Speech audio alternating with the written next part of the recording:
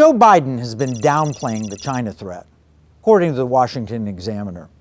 Quoting, on the campaign trail, Biden recently said, "What are we doing? We're walking around with our heads down. Woe is me," the Democratic presidential frontrunner said at a campaign stop.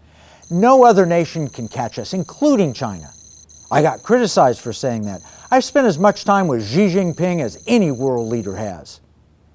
At a campaign stop in Iowa a few weeks ago, Biden said that China was not competition for the U.S.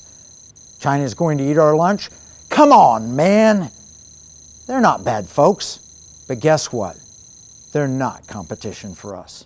End quote. Really, Mr. Vice President?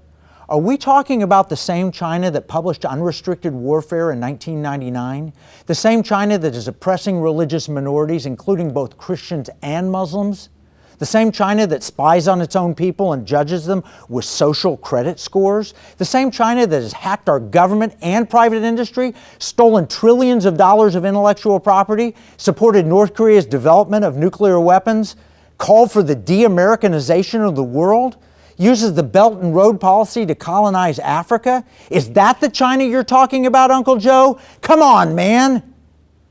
Never forget, it was the Obama-Biden team that said the Cold War was over and that Russia was no longer a threat.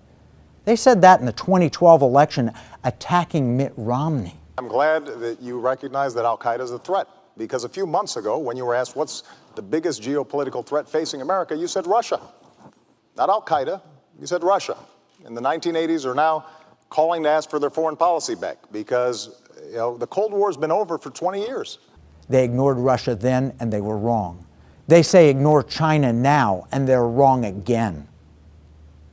Why? Is it because President Trump is the first president in my lifetime to actually acknowledge the China threat? Maybe. They won't give this administration any credit for anything. What's worse, though, is the reality that Biden's family has received billions of dollars from Chinese interests, according to Peter Schweizer, the author of Secret Empires. Schweizer appeared on Fox News recently and basically said that back in 2013, Joe Biden had a type of take your son to work day. For him, that was put your kid on Air Force Two and fly to China.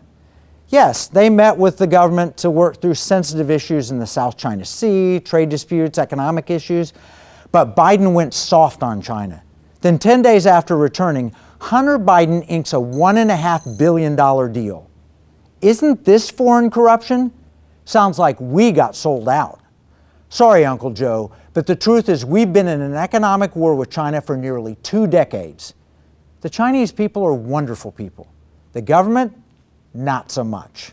It's time you progressives woke up to the reality. What we see as a marketplace, our enemies view as a battle space. This is Kevin Freeman from the Economic War Room.